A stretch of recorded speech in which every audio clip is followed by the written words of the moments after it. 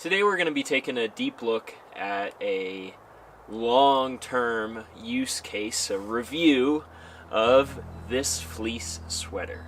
So I've had this fleece since 2018. I've hiked about 2,200 miles while wearing it, and I'm here to talk about it a little bit because I feel like this is the best, or certainly one of the best fleece jackets you can get that is on the market for backpacking and hiking.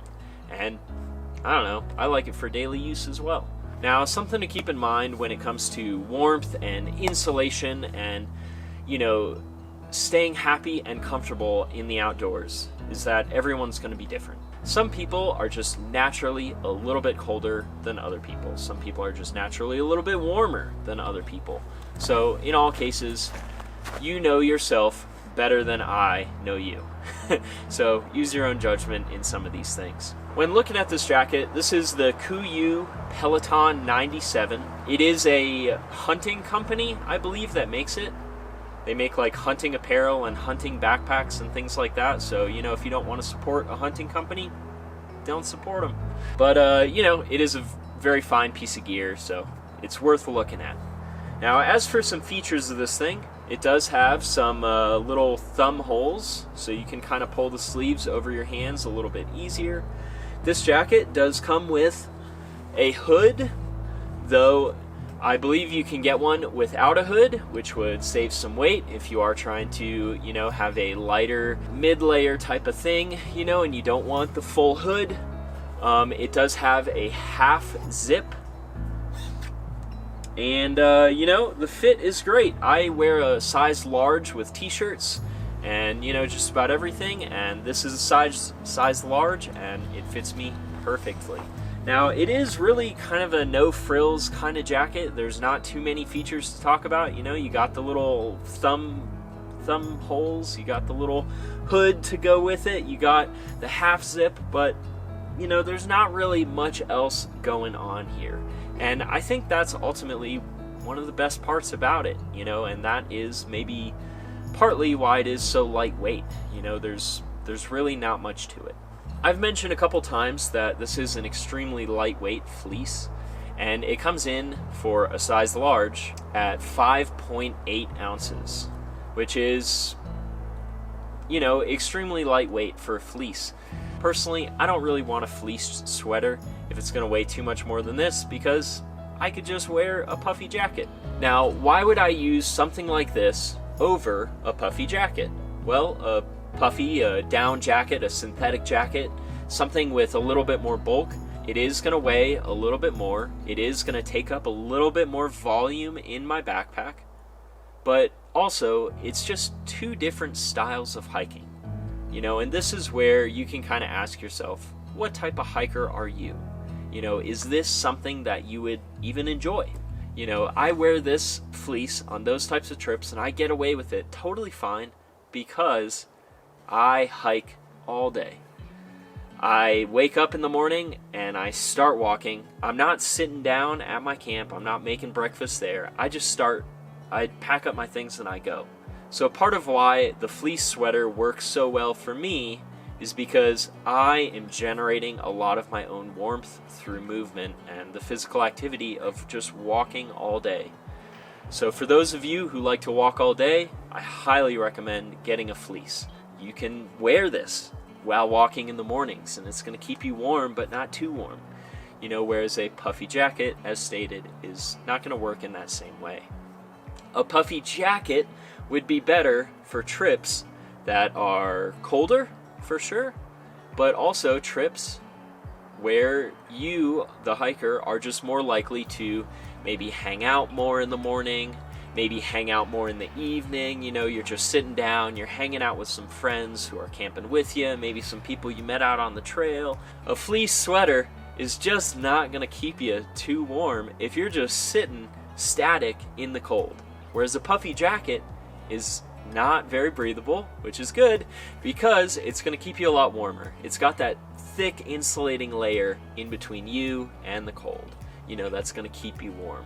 Whereas something like this, it really kind of relies on you moving around to generate a little bit of warmth yourself. So the fleece sweaters are great, and for my hiking style, I can't imagine a better thing. So it's a 5.8 ounce sweater. It is extremely lightweight. You can feel it. It's very, very thin. So naturally, one of the biggest comments I got when I first brought up this fleece was that it's not going to be durable. It's not going to last. And again, I'm just going to die out there because it's just going to shred to pieces. I can tell you after 2,000 miles, 2,000 plus miles, that this thing is actually surprisingly durable. And I can show you the only thing that I've had happen is this little tiny hole on my arm right here. And that was actually on that very first hike on the Pacific Northwest Trail. I was going through maybe like a mile of just dense thorn bush, like bushwhacking. Like you are going at quarter of a mile an hour just trying not to slip and fall into these crazy thorns. The fleece got caught on one of those thorns and it ripped. You know, other than that, I don't have any other holes on this entire thing after 2,200 miles. So that's the durability. I feel like the durability on this thing is fantastic, especially given what it is, a very thin material that is lightweight. So let's get into a couple things that, you know, I wish this had. I wish this fleece had a kangaroo pocket. And honestly, I've thought about dissecting one of my other jackets, one of my other fleeces, to remove the kangaroo pocket on that and literally put it on this. Just because that's how bad I want it. You know, I find myself on trips that I know are gonna be cold, I find myself wanting and feeling like I'm gonna need to bring some gloves that maybe weigh an ounce or 2 ounce gloves, you know, when really I could probably have a kangaroo pocket that weighs less, that is probably more comfortable, and I enjoy having more. You know, a kangaroo pocket isn't the end all be all, because a lot of times when it is going to be 30 degrees or certainly down into the 20s, I'm going to be wearing this fleece in combination with a rain jacket. You know, and that is going to be my layering system. I'm going to have my normal shirt underneath, I'm going to have my fleece, and then I'm going to have my rain jacket on top. So the kangaroo pocket wouldn't be able to be used in that situation. You know, so gloves maybe are just the answer here, but I think there's just something nice about having a pocket to keep your hands in, to maybe put your phone in briefly, or, you know, various little doodads. Anyway, that's the only thing I feel like it's missing. Now, I forget the exact price of this sweater, but it does come in a few different colors, so if you don't like the urban camo kind of look, you know, it does come in other colors that I think are more like flat. Maybe it comes in like black, gray, white, and possibly green. I believe it's like $90 to $100. Now, if the price of this is too expensive, there is other options you can look at that are very easy to get. You know, another positive of this sweater is that it's very easy to get. Like, that company is a big company. They're just going to keep making them. That said, there is a company out of, I believe, France called Decathlon. I'll leave a link for them down below as well. Decathlon. They make extremely cheap apparel. Fleece sweaters, extremely cheap, just all sorts of stuff. This is a company that I've been aware of for a while. I know quite a few people who do use them and do really like the products that they make and really stand by them. I personally have never used their stuff because I've been enjoying this so much. Again, I will leave a link down below to them. We're talking like maybe a $20 or $30 fleece jacket that will ultimately probably do the same thing as this. You know, it may not be as lightweight, it may not be in the same exact fabric, but... So this is my long-term review of the Kuiu Peloton 97 fleece sweater, jacket, whatever.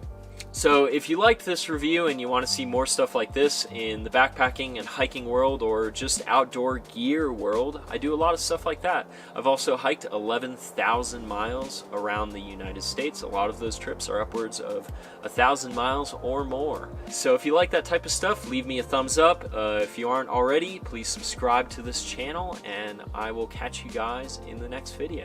Thank you so much for watching.